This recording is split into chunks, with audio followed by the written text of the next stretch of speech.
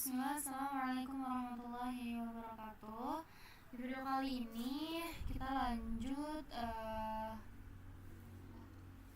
untuk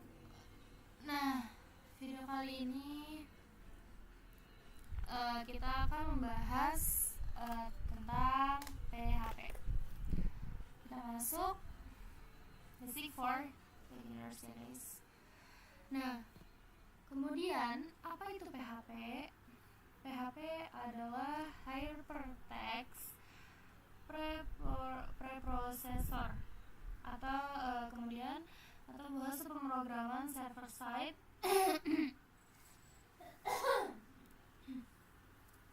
Kemudian kode dijalankan di server, bukan di browser. Ya. Kode dijalankan di server, bukan di browser. Kemudian digunakan untuk membuat website dinamis. Di website ini PHP ini secara langsung membuat dinamis sebuah website gitu, sebuah browser ya. Kemudian kenapa belajar PHP? Karena yang pertama di sini mudah dipelajari, sintaksnya juga sederhana nih. Kemudian banyak dipakai di WordPress, Wikipedia, Facebook awal. Ini juga banyak dipakai web-web yang sudah oke lah gitu ya, terhitungnya mereka juga banyak memakai PHP.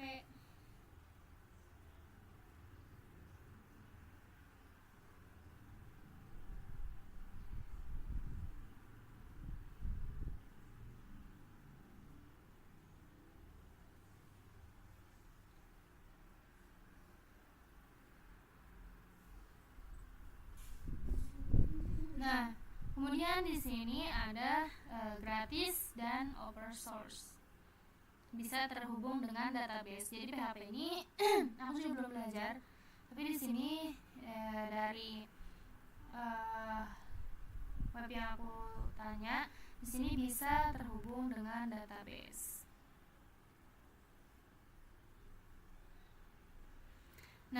Kemudian gimana sih cara kerja sebuah PHP itu? Di sini browser meminta halaman PHP. Kemudian yang kedua, server membaca dan menjalankan kode PHP. Yang ketiga, server mengirim hasilnya ke browser. Yang keempat, user hanya melihat hasil, bukan kodenya.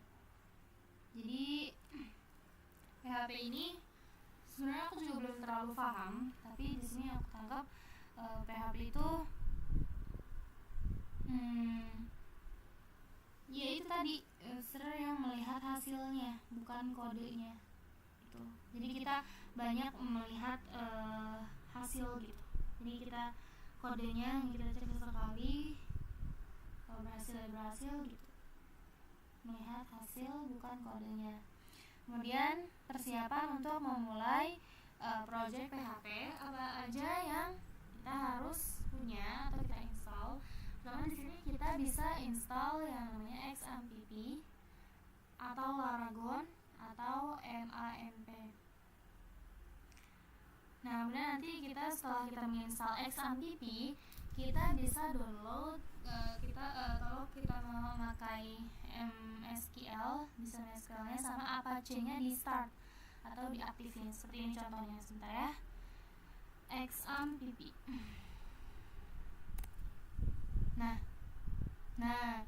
Di sini ada Apache dan MySQL. Kemarin aku lagi belajar Apache MySQL-nya. Kemudian kita bisa start di sini. Kalau dia seperti ini dan nggak ada error, nggak merah, tandanya Apache dan MySQL-nya sudah bisa kita pakai atau sudah berjalan. Nanti kalau misalnya kita sudah selesai menggunakan XAMPP ini, kita stop dia lagi ya guys, untuk menghindari masalah-masalah yang akan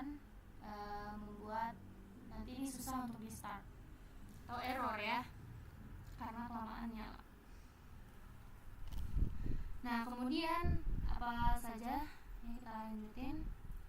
Nah, di sini bisa simpan file PHP di folder htdocs. Kemudian jalankan server Apache tadi ya, server Apache. Ya, file PHP-nya ini kita simpan di htdocs. Kemudian akses lewat apa ini? HTTPS localhost nama file PHP. Kayak gitu. Atau contoh gini deh, kita coba ya. Localhost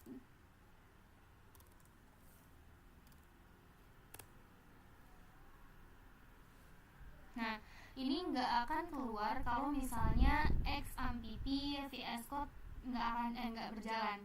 Namanya juga nggak ada ya, nggak ada yang mau dibaca, apa yang dibaca. Nah, tapi kalau misalnya kalian nanti mau melihat hasil dari codingan PHP kalian bisa masuk localhost ya guys. Terus nama file kalian .php, misalnya pakai .php seperti itu, menggunakan localhost. Nah, kemudian program PHP pertama ini adalah program pertama saat kita memulai menjalankan PHP. Sama seperti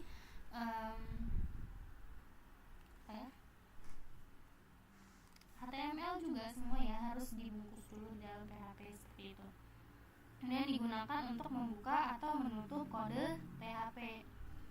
Kemudian ada echo, digunakan untuk menampilkan teks. Jadi kalau misalnya kita menampilkan sebuah teks di dalam PHP ini nggak bisa langsung kayak kita di HTML atau di CSS yang bisa langsung kita ketik gitu.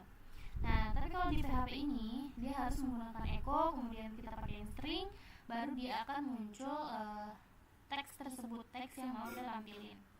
Kemudian simpan file dengan ekstensi .php. Jangan lupa ya, sama seperti HTML, CSS juga sama seperti itu, harus ada dot ini yang titik ini mana ya? Cuman .php ini, simpan file dengan ekstensi .php. Nah, kemudian apa aja sih variabel yang ada di PHP? Isi dari variabel itu biasanya selalu diawali tanda ini variabel. Oh, sorry. Ini dia yang namanya variabel dolar ya. Contoh PHP nama variabel nama Fatimah. Echo-nya ini tadi echo, kita panggil echo. Kemudian halo. Di sini kita bisa pakai titik nama. Jadi kita panggil namanya halo nama. Nanti dia muncul di outputnya halo Fatimah. Tadi nama ini halo, kita panggil namanya di sini, nanti akan muncul nama Fatimah. Variabel bisa menyimpan teks, angka, dan array ya. Kemudian nah, tipe data dari PHP adalah sini yang biasa dipakai adalah string itu tadi ini ya, string itu tanda kutip. Integer ini biasanya dipakai untuk angka. Float itu untuk bilangan yang tidak bulat ya, jadi ada koma-komanya gitu. Kemudian ada boolean di sini. Boolean ini isinya nanti akan mengeluarkan hasil false atau true, benar atau tidaknya, kita bisa menggunakan boolean. Kemudian ada array di sini untuk pilihan kayak ini ya, apel, koma, jeruk. Ini array untuk beberapa pilihan. Nah, kemudian ada percabangan if else. Percabangan if else seperti ini. PHP nilai variabel nilai 80 if variabel nilai lebih dari 60. Nah, echo-nya kita keluarin kamu lulus, terus else-nya coba lagi. Jadi kalau misalnya nanti di sini kan kalau misalnya lebih dari 60, maka dia akan keluar echo kamu lulus. Tapi kalau misalnya di sini dia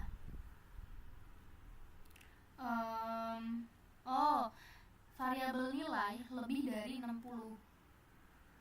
Jadi kalau misalnya variabel nilainya lebih dari 60, maka 80 lebih dari 60 ini akan lulus. Tapi kalau misalnya nanti dia ternyata kurang ya nilai di sini kayak ini misalnya, berarti dia nanti coba lagi keluarnya. Di sini kegunaan if else itu untuk pilihan ya.